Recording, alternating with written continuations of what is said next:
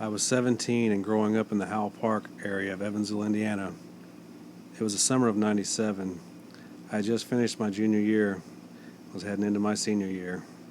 I was excited about starting college in the fall.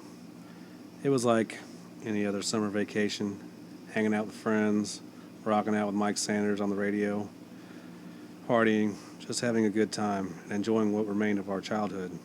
Little did I know, mine would end much sooner. I was working at Leo's Barbecue as kitchen help. It was my turn to work late with the cleanup, prep, etc. when the weirdness began. I was almost done for the night, just had to take the night's trash out. I went out the back door, dragging those heavy cans behind me towards the dumpster and out in the back lot. The restaurant sat on the edge of the Howell Wetlands, the heavily wooded park and nature preserve on the west side of town. As I moved further out into the lot, I noticed the silence. The frogs weren't peeping, the crickets weren't chirping, just dead silence. I didn't think much of it and continued towards the tree line to dump the garbage and go home. I didn't make it another 10 feet when I felt as if I was being watched. You know that tingling you get in the base of your skull when you sense something is just off? Feel little spikes of adrenaline. I moved ahead faster to get my chore done and get out of here. I couldn't see anything past the overhead lamps that were situated around the back lot, and this whole situation was freaking me out. In my mind, I immediately went to a story I had heard about a werewolf sighting down in Dogtown, just a few miles down the road. I had dismissed it as BS, but now I wasn't so sure. I was almost to the dumpster when I heard a loud, inhuman screech, and something landed on top of the dumpster with a thud. It looked human, skinny, naked, and pink-skinned, but its eyes, those black, hollow eyes, they stared right through me, boring into my soul. I ran like hell, got to my car, and left. I have never returned to that place. A few weeks went by, and everything seemed to be normal. I'd almost convinced myself that I had just imagined the whole thing. And then I saw it again. I was walking home from the basketball courts after a long set of games with some of my friends. I turned down my street and was almost home when I heard that god-awful screech again. I looked around and located it. It was perched atop my neighbor's house across the street. It wasn't full dark yet, but very close to it. I could feel those black, lifeless eyes. Those eyes. On me again. I was terrified. I ran home and locked myself in my room. After several hours, I finally managed to fall asleep, only to be awakened by the sirens of fire engines. My neighbor's house, where I had seen the creature, had burnt to the foundations. There were no survivors. I didn't see it again for a long time, but a string of strange and tragic deaths began and continued through the year in my neighborhood.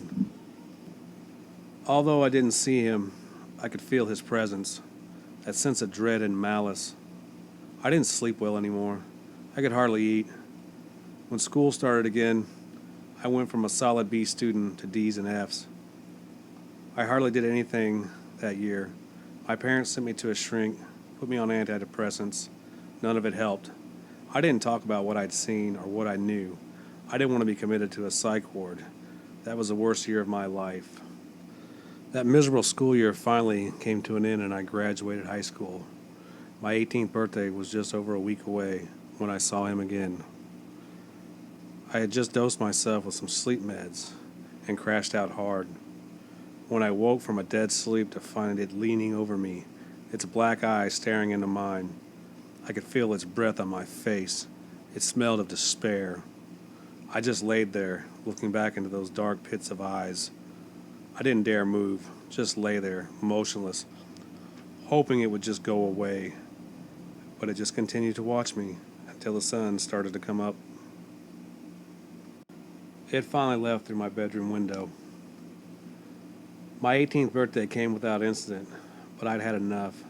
The day after, I drove over to the Marine Corps recruitment office and joined, with only one stipulation, that they took me for training as soon as possible. It didn't take very long, and I was away from free of this damn thing. I became a career soldier, saw combat in several deployments, saw the world, and tried not to think of what was back home. When I did return to Evansville to visit my parents, I refused to stay with them, always opting for a room all the way across town. It hurt me to do it. I loved them both dearly, but I was terrified, so I just stayed away. That was until my father passed. I flew home for the funeral and to comfort my mother. I tried to just get a room, but my mother put her foot down and was not having any of it. And after some tears and pleading from her, I opted to stay with her, despite my uneasiness.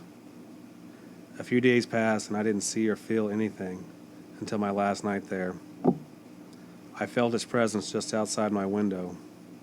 I grabbed my .45 caliber pistol, my K-bar, and walked out the back door. It was crouching down on the top of the back fence, glaring at me. I glared back. I was more angry than afraid. I raised my pistol towards it. It leapt into the air towards me. I took careful aim and began firing off shots.